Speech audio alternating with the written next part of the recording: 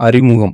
நண்பர்களே, வணக்கம். ஒரு நிமிடம் யோசித்து பாருங்கள். நீங்கள் ஒருவருக்காக காத்திருக்கிறீர்கள். அவர்கள் உங்களுக்கு பதில் சொல்லவில்லை. நீங்கள் மீண்டும் மீண்டும் மெசேஜ் செய்கிறீர்கள், ஃபோன் செய்கிறீர்கள். ஒரு கட்டத்தில் நீங்கள் அவர்களிடம் கெஞ்ச ஆரம்பிக்கிறீர்கள். அங்கேயே உங்கள் மதிப்பு பூஜ்ஜியமாகிறது. ஏன் சில மனிதர்கள் மட்டும் எங்கு சென்றாலும் ஈர்ப்பு சக்தியோடு இருக்கிறார்கள்?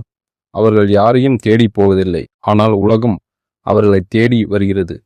இது ஏதோ மந்திரமல்ல, இது ஒரு கலை. இதைத்தான் 2500 ஆண்டுகளுக்கு முன்பே ஆச்சாரிய சாணக்கியர் வசிய வித்தைகள் என்று சொல்லாமல் ஆளுமை விதிகள் என்று போதித்தார். இன்று நாம் பார்க்க போகும் இந்த 7 விதிகளை நீங்கள் கடைபிடித்தால் இனி நீங்கள் யாரிடமும் கெஞ்ச வேண்டிய அவசியம் இருக்காது. மக்கள் உங்கள் சொல்லுக்கும் செயலுக்கும் கட்டுப்படுவார்கள். வாருங்கள், சாணக்கியரின் அந்த ரகசிய ஒளியருக்கு செல்வோம். வணக்கம் நண்பர்களே, இது சாணக்கியா ஸ்பீக்ஸ் தமிழ். நம்முடைய வாழ்க்கையை, உறவுகளை மற்றும் பொருளாதாரத்தை சாணக்கிய நீதியின் துணை கொண்டு எப்படி மேம்படுத்துவது என்பதை பற்றி பேசி வருகிறோம். இப்போதே நம் சேனலை சப்ஸ்கிரைப் செய்து கொள்ளுங்கள். அந்த பெல் ஐக்கானையும் அழுத்தி விடுங்கள். விதி 1, மௌனம். முதல் விதி மௌனம். சாணக்கியர் கூறுகிறார், ஒரு முட்டாள் பேசும் வரைவே தான் அவன் முட்டாள் என்று உலகிற்கு தெரியும். நீங்கள் அதிகமாக பேசும்போது உங்களை அறியாமல் உங்கள் பலவீனங்களை மற்றவர்களிடம் கொட்டிவிடுகிறீர்கள்.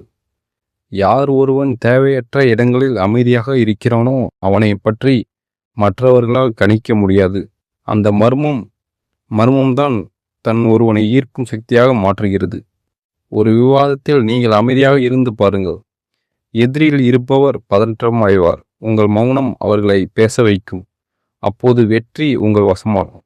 எங்கே பேச வேண்டும் என்பதை விட எங்கே மௌனமாக இருக்க வேண்டும் என்று தெரிந்து கொண்டால் நீங்கள் ஒரு தவிர்க்க முடியாத ஆளுமை என்று ஆச்சாரிய சாணக்கியர் கூறுகிறார். விதி 2, உணர்ச்சிகளின் மீது அதிகாரம். உணர்ச்சிகளை கட்டுப்படுத்துதல். சாணக்கிய நீதியின்படி ஒரு அரசன் தன் முக பாவனைகளை யாருக்கும் தெரியாமல் மறைக்க வேண்டும். இது நமக்கும் பொருந்தும். யாராவது உங்களை ஒரு வார்த்தை சொல்லிவிட்டால் உடனே அழுது விடுகிறீர்களா அல்லது உடனே ஆத்திரப்படுகிறீர்களா? அப்படியானால் உங்கள் ரிமோட் கண்ட்ரோல் அவர்கள் கையில் இருக்கிறது என்று அர்த்தம். உங்களை எளிதில் கோபப்படுத்த முடிந்த ஒருவரால் உங்களை எளிதில் அடிமையாக்க முடியும். எதற்கும் காங்காத ஒரு முகமும் நிதானமும் பதிலும் மற்றவர்களை உங்கள் மீது பிரமிக்க வைக்கும். இவரை எதை கொண்டும் அசைக்க முடியாது என்ற பிம்பத்தை உருவாக்குங்கள். இதுவே மற்றவர்களை உங்கள் பால் ஈர்க்கும் முதல் காந்த சக்தி என்று ஆச்சாரிய சாணக்கியர் கூறுகிறார். விதி 3, சுயமரியாதை. இது காதலாக இருந்தாலும் சரி, நட்பாக இருந்தாலும் சரி, சாணக்கியர் ஒரு மிகச்சிறந்த உதாரணத்தை சொல்கிறார். தன் மானத்தை இழந்த ஒருவன் வாழும் வாழ்க்கை விஷம் கலந்த உணவை உண்பதற்கு சமம். யாராவது உங்களை மதிக்கவில்லை என்றால் அங்கிருந்து அமைதியாக வெளியேறுங்கள். மீண்டும் மீண்டும் விளக்கம் கேட்பதோ, என்னை விட்டு போகாது என்று அழுவதோ உங்களை ஒரு பலவீனமான மனிதராக காட்டும். நீங்கள் உங்களை மதிக்க தொடங்கினால் மட்டுமே உலகம் உங்களை மதிக்கும். ஒரு முறை ஒரு உறவில் உங்கள் சுயமரியாதை போய்விட்டால் மீண்டும் அதை மீட்டெடுப்பது கடினம். எனவே உங்கள் மதிப்பை நீங்களே நிலைநிறுத்துங்கள். உங்கள் நிமிர்ந்த நடை மற்றவர்களுக்கு சொல்லட்டும், நான் எனக்கானவன். நான் யாருக்காகவும் என் சுயமரியாதையை தியாகம் செய்ய மாட்டேன் என்று இவ்வாறு சாணக்கியர் கூறுகிறார். விதி 4, அறிவால் ஆளுமை செய். சாணக்கியர் ஒருமுறை சொன்னார், அழகும் இளமையும் ஒரு மனிதனுக்கு பெருமை சேர்க்காது, அவனது அறிவே அவனை அரசனாக்கும்.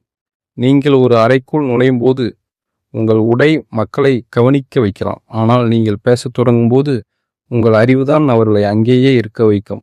ஒரு விஷயத்தை பற்றி ஆழமாக தெரிந்து வைத்திருப்பவர்களிடம் பேச மக்கள் எப்போதும் விரும்புவார்கள். எப்போதுமே புதிய விஷயங்களை கற்றுக்கொள்ளுங்கள். உங்கள் பேச்சில் தெளிவும் அறிவும் இருந்தால் உங்களை சுற்றியுள்ளவர்கள் தானாகவே ஈர்க்கப்படுவார்கள். வெறும் வெளித்தோட்டத்தை மட்டும் மெருகேற்றாமல் உங்கள் மூளையையும் மெருகேற்றுங்க என்று ஆச்சாரிய சாணக்கியர் கூறுகிறார். விதி 5, தேவையை உருவாக்குங்கள். சாணக்கிய நீதியின்படி எல்லா இடங்களிலும் எளிதாக கிடைக்கும் புல்லுக்கு மதிப்பு குறைவு, ஆனால் எப்போதோ பூக்கும் பிரம்ம கமலத்திற்கு மதிப்பு அதிகம். நீங்கள் எப்போதும் எல்லாருக்கும் கிடைக்கக்கூடிய ஒருவராக இருக்காதீர்கள். நீங்கள் அழைக்காமலேயே செல்வது, கேட்காமலேயே அறிவுரை சொல்வது உங்கள் மதிப்பை குறைத்துவிடும். உங்கள் நேரம் விலைமதிப்பற்றது என்பதை மற்றவர்களுக்கு உணர்த்துங்கள். ஒரு விஷயத்தை நீங்கள் செய்து கொடுத்தால் உங்களால் மட்டும்தான் இதை இவ்வளவு சிறப்பாக செய்ய முடியும் என்கிற பிம்பத்தை உருவாக்குங்கள். மற்றவர்களுக்கு தேவையான ஒரு திறமையை நீங்கள் வளர்த்து கொண்டால் நீங்கள் அவர்களை தேடி போக வேண்டியதில்லை, அவர்கள் உங்களை தேடி வருவார்கள் என்று ஆச்சாரிய சாணக்கியர் கூறுகிறார். விதி 6. உன்னை பற்றி நீயே புகழாதே. சாணக்கியர் கூறுகிறார், ஒரு பூவின் வாசனை காட்டுக்கு பரவுமே தவிர பூவே கத்தி சொல்லாது. உங்களை பற்றி நீங்களே தம்பட்டம் அடித்துக் கொள்வது உங்களை ஒரு கோமலையாக காட்டும். உங்களின் சாதனைகள் மற்றவர்கள் மூலமாக பேசப்படட்டும். உங்களை பற்றி நீங்கள் எவ்வளவு குறைவாக சொல்கிறீர்களோ அவ்வளவு அதிகமாக மற்றவர்களுக்கு உங்களை பற்றி தெரிந்து கொள்ளும் ஆர்வம் அதிகரிக்கும். உங்கள் பலம் என்ன, பலவீனம் என்ன என்பதை ரகசியமாக வைத்திருங்கள். ஒரு புதிரான மனிதராக இருக்கும்போது மக்கள் உங்களை எப்போதும் கவனித்து கொண்டே இருப்பார்கள். அந்த மர்மம்தான் உங்களை ஒரு சக்தி வாய்ந்த ஆளுமையாக மாற்றும். விதி 7. தன்னம்பிக்கை கொண்ட உடல் மொழி. சாணக்கியர் ஒரு ராஜதந்திரியாக இருந்தவர். அதனால் ஒரு மனிதன் உடல் மொழி எவ்வளவு முக்கியம் என்பதை அவர் அறிந்திருந்தார். குனிந்து நடப்பது, மற்றவர்களின் கண்களை பார்த்து பேச தயங்குவது, இதெல்லாம் நீங்கள் மற்றவர்களிடம் கெஞ்ச தயாராக இருக்கிறீர்கள் என்பதை காட்டும் அடையாளங்கள். நிமிர்ந்து நடங்கள், நேராக கண்களை பார்த்து பேசுங்கள். உங்கள் குரலில் ஒரு நயம் இருக்கட்டும், ஆனால் அதே சமயம் உறுதி இருக்கட்டும். உங்களை நீங்கள் ஒரு வெற்றியாளராக பாவித்தால் மட்டுமே உலகம் உங்களை ஒரு வெற்றியாளராக பார்க்கும். இந்த 7 விதிகளை நீங்கள் உங்கள் வாழ்க்கையில் பயன்படுத்த துணையினால் மயக்க கற்றுக்கொள் என்பது தந்திரம் அல்ல, அது உங்கள் இயல்பாக மாறிவிடும். நிறைவு பகுதி. நண்பர்களே, இந்த 7 விதிகளில் நீங்கள் எந்த விதியை முதலில் கடைப்பிடிக்கப் போகிறீர்கள் என்பதை கமெண்டில் சொல்லுங்கள். வாழ்க்கை என்பது ஒரு போர்க்களம். இங்கே சாணக்கியரை போல தந்திரமும் தைரியமும் கொன்றவர்களே வெல்வார்கள்.